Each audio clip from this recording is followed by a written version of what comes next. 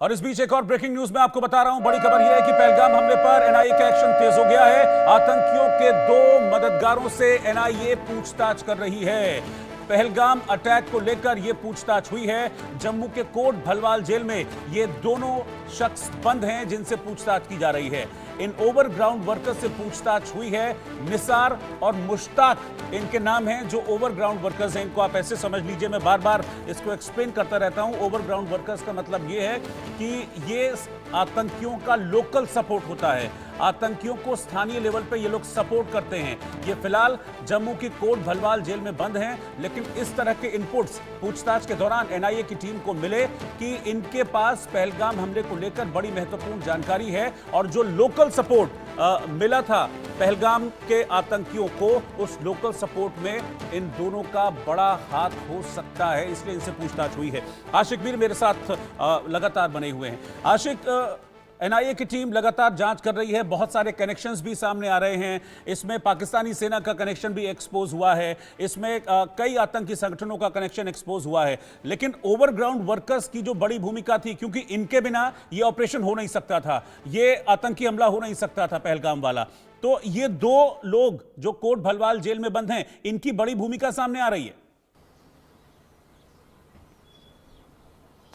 देखिए, बिल्कुल रोहित, जिस तरह से एनआईए इस मामले की जांच कर रही है, क्योंकि ये इलाका वो इलाका है जिसको टारगेट किया गया और कई सारी उपलब्धियां जो है अभी तक एनआईए को मिली है। खासतौर पर जो ओजीडब्ल्यू नेटवर्क जो है उसके हवाले से जानकारी मिल रही है। 2 ऐसे ओजीडब्ल्यू है जो अभी कोट भलवाल जेल में बंद है, लेकिन उनसे जो है अब एनआईए पूछताछ कर रही है, क्योंकि एनआईए को जो है कई सारी लीड्स मिली है। बीते हफ्ते से लेकर अब तक जो है लगभग 10 से 12 ऐसे लोगों को जो है हिरासत में लिया गया है, जिनसे जानकारी जो है अब ये निकल के सामने आ रही है कि किस तरह से इस अटैक को जो एग्जीक्यूट किया गया। पहले पाकिस्तान के आतंकी हाशिम मूसा का नाम सामने आया, जो बीते साल गांदरबल के गगनगीर में हुए कंस्ट्रक्शन साइट पर हमले में शामिल रहा और उसके बाद वो किस तरह से पहलगाम में 10 दिन पहले रैकरी की गई और उन आतंकियों के साथ कहीं ना कहीं ओजीडब्ल्यू जो है वो वहां पर उनकी मदद भी ली गई इस अटैक को अंजाम देने के लिए। और फिलहाल जिस तरह से एनआईए को कई सारे पुख्ता सबूत मिले हैं, जिससे साफ और स्पष्ट हो रहा है कि इसका कनेक्शन जो है हाफिज सईद के साथ भी मिलता है। क्योंकि हाशिम मूसा की जहां तक बात आती है तो हाशिम मूसा पहले पाकिस्तानी सेना में एसएजी कमांडो रहे हैं और उसके बाद उन्होंने लश्कर तैयबा टेरर आउटफिट जो है ज्वाइन किया, यानी हाफिज के साथ राब्ते में रहे हैं। और अभी फिलहाल जिस तरह से ओजीडब्ल्यू नेटवर्क को मजबूत किया जा रहा था, क्योंकि रोहित यहां पर यह कहना जरूरी है कि बीते 1 साल से लगातार जम्मू में काफी ज्यादा डिस्टर्बेंस थी और घाटी में जो है शांति का माहौल बना हुआ था। 2019 के बाद यहां पर टेरर अटैक्स में काफी ज्यादा कमी हुई थी, टेरर रिक्रूट में भी काफी कमी हुई थी। लेकिन ये आतंकी जो है अब यहां पर ओजीडब्ल्यू नेटवर्क को मजबूत करने की कोशिश लगातार कर रहे हैं। लेकिन फिलहाल जिस तरह से जांच एजेंसी और यहां की सुरक्षा एजेंसीज को कई सारे ओजीडब्ल्यूज के बारे में इंफॉर्मेशन मिली और उसके बाद उन्हें जो है गिरफ्तार भी किया गया, साथ साथ कई सारे आतंकियों के ठिकानों को भी ध्वस्त किया गया। लगभग 10 से ज्यादा ऐसे आतंकी हैं जिनके घरों को उड़ा दिया गया और कई सारी लीड जो है वहां से मिल रही है। फिलहाल 2 ओजीडब्ल्यूज के साथ जो है अभी एनआईए पूछताछ कर रही है और आने वाले दिनों में यह स्पष्ट हो जाएगा कि किस तरह से इस अटैक को जो है प्रॉपर्ली एग्जीक्यूट किया गया था।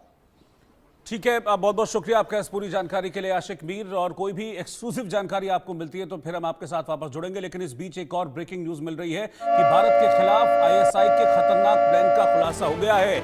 आईएसआई का भारत की सेना का जो ब्लूप्रिंट है उसको चुराने का प्लान था, योजना थी। प्लान का पता करने के लिए सिस्टम हैक करने की भी तैयारी आईएसआई की तरफ से की गई थी। आईएसआई भारतीय सैन्य कर्मियों को आईएसआई की तरफ से स्पाईवेयर भेजा गया। सैन्य कर्मियों के लैपटॉप, मोबाइल फोन भी निशाने पर थे। रावलपिंडी से भारतीय आईपी एड्रेस का इस्तेमाल हो रहा था। स्पाईवेयर भेजने के लिए भारतीय सर्वर और वीपीएन का इस्तेमाल किया गया। इसको डार्कनेट आप समझ लीजिए कि डार्कनेट का इस्तेमाल करते हुए ये हैकिंग की योजना बनाई गई थी पाकिस्तान की तरफ से, आईएसआई की तरफ से। लेकिन इसको ट्रेस कर लिया गया, इसको ट्रैक कर लिया गया। राकेश कुमार सिंह इस वक्त मेरे साथ जुड़े हैं। राकेश, हम देख रहे हैं कि हरकतें पाकिस्तान की खत्म नहीं हो रही हैं और अब एक तो पहलगाम में अटैक किया, आतंकियों ने 26 लोगों की जान ले ली। और अब जब उसको दिख रहा है कि कड़ियां जोड़कर भारत पाकिस्तान की इन्वॉल्वमेंट को पूरी दुनिया के सामने रख रहा है, तो वो चीजें मिटाने की कोशिश कर रहा है, भारतीय सेना के एक्शन को पता करने की कोशिश कर रहा है। ये बताता है कि कितना डर रहा है पाकिस्तान। कमांडर के साथ मीटिंग कर लो, कुछ भी कर लो, लेकिन तुम्हारा डर दुनिया देख रही है। देखिए रोहित, जिस तरह से अंतर्राष्ट्रीय स्तर पर पाकिस्तान को समर्थन नहीं मिल रहा है और पाकिस्तान की जो खस्ता हाल है उसको आपने विशेष रिपोर्ट में दिखाया था, लेकिन अभी की बड़ी खबर यही है कि जो इंटेलिजेंस एजेंसियों से खबर आई है कि किस तरह से पाकिस्तानी खुफिया एजेंसी आईएसआई जो है भारतीय इंटेल थेफ्ट करने, चोरी करने के लिए अपना प्लान तैयार किया है। इसमें एजेंडा है, उसका टारगेट्स है, साथ साथ मोडस ऑपरेंडी है।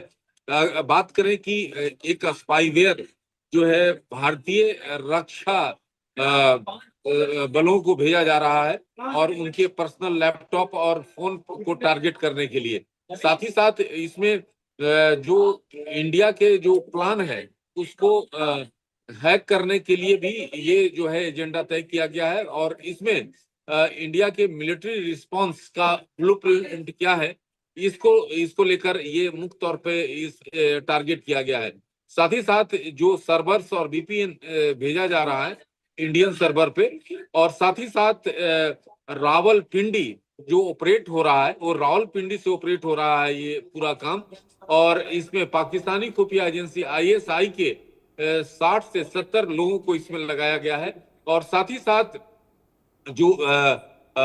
जो इंडियन आईपी एड्रेस जो है यूज किया जा रहा है ताकि जो है सुरक्षा बलों से सेंसिटिव डॉक्यूमेंट को जो हैक किया जाए। और इसको लेकर पिछले दिनों एक सप्ताह में जो है लाखों बार इस तरह हैक करने की कोशिश की गई है, जो कि सुरक्षा एजेंसियों से इस बात की जानकारी आ गई है।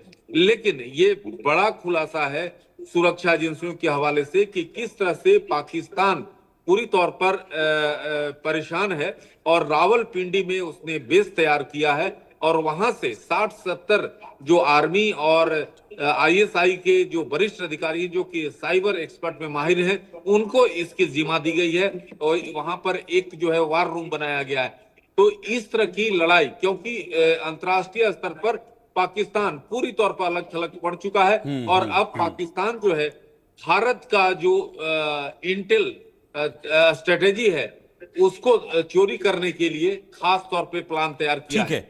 ठीक है राकेश कुमार जी के साथ आप बने रहिए मेरे, मैं आपके पास भी लौटूंगा वापस। मेरे साथ दो खास मेहमान इस वक्त और जुड़ गए हैं। मेरे साथ lieutenant colonel retired J S. Sodhi साहब, सीनियर डिफेंस एक्सपर्ट हैं, वो इस वक्त साथ में जुड़ गए हैं। और डॉक्टर इरशाद अहमद खान, पाकिस्तान मुस्लिम लीग नवाज के लीडर हैं, वो भी इस वक्त साथ में जुड़ गए हैं। आप दोनों का भी बहुत बहुत शुक्रिया। लेकिन इरशाद भाई आपके पास आ रहा हूं, क्यों इतनी टेंशन में भाई, इतने बड़े परेशान हैं?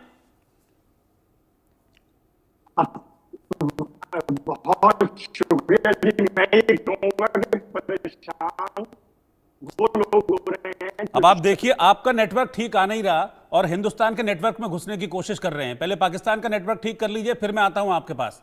आपका नेटवर्क ठीक नहीं चल रहा है, हिंदुस्तान में स्पाईवेयर डालने की कोशिश कर रहे हैं। पहले अपने को टेक्निकली स्ट्रांग कीजिए, फिर आता हूं मैं आपके पास। जे.एस. सोढ़ी साहब। जय हिंद रोहित जी, ये मेरा सौभाग्य कि मैं आपके न्यूज चैनल पर के साथ हूं। सबसे पहले मेरा इंडिया न्यूज को सलाम। आपका चैनल बहुत अच्छे प्रोग्राम चलाता है और उससे हर भारतीय नागरिक सूचित होता है, उसे जानकारी मिलती है। दूसरा रोहित जी, मेरे को आपके शो पे आके बड़ा अच्छा लगता है क्योंकि आपके प्रश्न बड़े अध्ययन और अनुभव के बाद होते हैं और उनके डिस्कशन में शामिल होना वाकई मेरे लिए बहुत बड़ी एक सौभाग्य होता है। रोहित जी देखिए, जहां तक पाकिस्तान की बात है, 78 साल हो गए हैं भारत को पाकिस्तान के साथ बातचीत देते हुए। पाकिस्तान पंजाब में पाकिस्तान ने 15 साल आतंकवाद का